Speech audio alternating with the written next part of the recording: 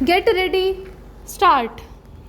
आदरणीय सदस्यगण, अगर आपसे पूछा जाए कि आज आपकी सबसे कीमती चीज क्या है तो आप क्या कहेंगे? आप अपने परिवार, अपने घर, अपनी जमीन का नाम लेंगे। जाहिर है कि ये सारी चीजें आपको प्यारी हैं, किंतु आपके पास इनसे भी कीमती एक चीज और है, और वह है आपकी आज़ादी।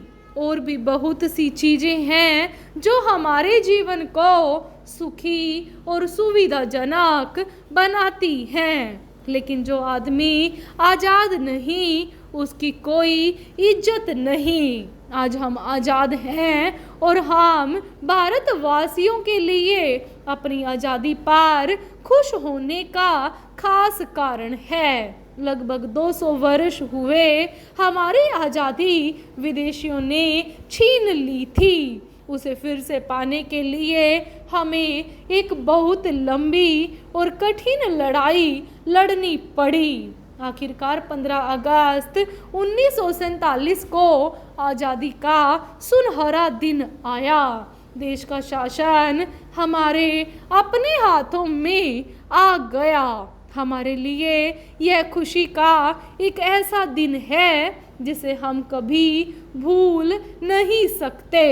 हर साल इसे हम अपनी स्वतंत्रता दिवस के रूप में मनाते हैं। जिन दिनों आज़ादी की लड़ाई चल रही थी उन दिनों से ही हमारे नेता इस बारे में विचार कर रहे थे कि हमारी आज़ादी की शक्ल क्या हो, आज़ादी मिलने के बाद किस तरह की सरकार बनाई जाए और स्वतंत्र भारत की सरकार क्या कुछ करे।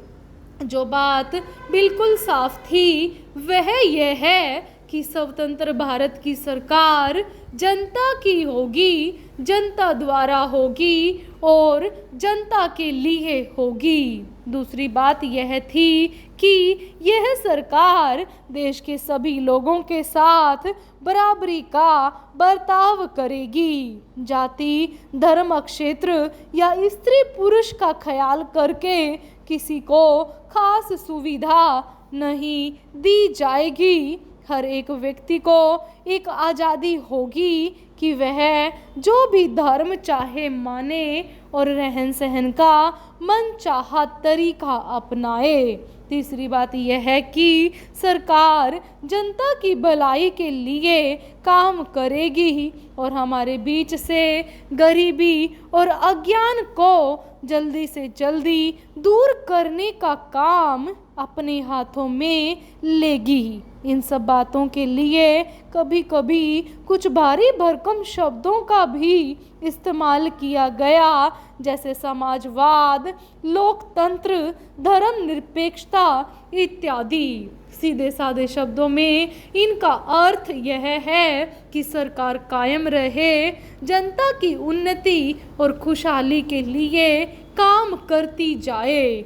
हमारे लोकतंत्र में वे सब बातें मौजूद हैं जिन आर्थिक और सामाजिक लक्ष्यों को सामने रखकर हमने आज़ादी की लड़ाई लड़ी थी। उन्हीं को पूरा करने के लिए महात्मा गांधी, जवाहरलाल नेहरू तथा दूसरे नेताओं द्वारा दिखाए गए रास्ते पर हमारे लोकतंत्र का निर्माण हुआ है। हमारे लोकतंत्र का क्या स्वरूप हो, राज्य के विभिन्न अंग किस ढंग से और क्या कार्य करें और राष्ट्रीय नीति के छोटे मोटे सिद्धांत क्या हो, ये सारी बातें ऐसे महत्वपूर्ण दस्तावेज में दी गई हैं जिसे हम भारत का संविधान कहते हैं। स्वतंत्र होने के बाद